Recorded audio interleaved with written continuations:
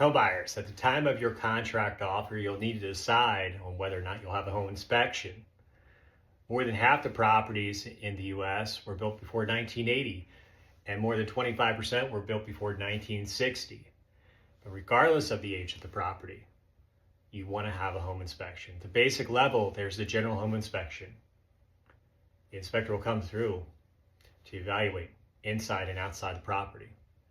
They'll likely be there for 2 to 3 hours testing the systems. They'll write a report identifying any immediate concerns or any issues you should keep an eye on for the future if you decide to proceed with your purchase. But in addition to that general home inspection, you should consider the following: chimney and fireplace.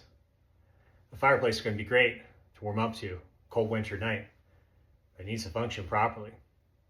Well and septic, if you're not buying a property on public water, public sewer, you want to have well and septic inspections. It could be something minor, the water needs to be treated. It could be something major, a new well needs to be dug.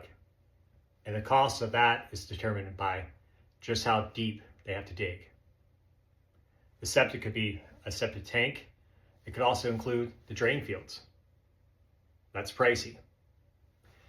You should also consider a pipe cam inspection, whether it's sewer or septic. Make sure the pipe's intact. And unfortunately, people find out the hard way, they have to replace that line. To give you an example of that expense, a pair of recent home buyers bought a brand new renovation. Everything was top of the line. Beautiful home.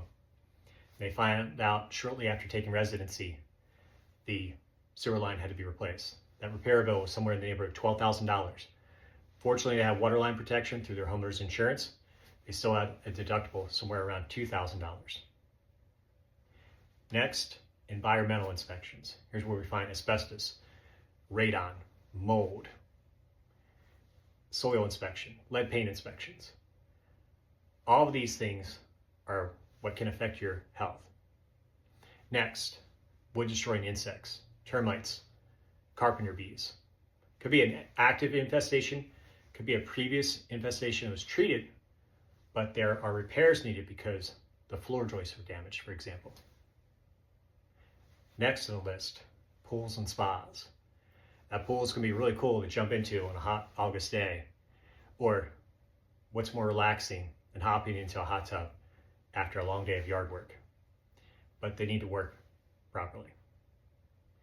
Next on the list, energy efficiency. Some inspectors can do thermal imagery, see if there's any heat loss. You don't know what lies beneath drywall or paneling. There could be zero insulation. It's going to be a really cold house come wintertime, really expensive to heat. Next, new build inspections. Do not make the mistake of not having a home inspection because you're buying a new build. Any home inspector can tell you of all the things they have found during new build inspections. Ideally, you would have this before installation of the drywall, but you may not have that option. Maybe the home's already been fully built. But do not skip out on a home inspection just because it's brand new construction. Lastly, the inspector may advise you to get an additional inspection by a qualified professional. You have to look at your home inspector as your general practitioner when it comes to your health. If you're not feeling well, you'll likely go see your primary care physician. And they're trained to evaluate, but they can't treat everything. And they may tell you, hey, you have an issue with your knee, go see the orthopedic surgeon. You have an issue with your heart, go see the cardiologist. So the inspector might say, I have concerns about this electrical system, have a qualified licensed electrician come through to evaluate. Or they could advise you to have the HVAC or plumbing systems evaluated. Or there's a foundation concern, and they're advising you to have an engineer cert done. So don't ignore that advice.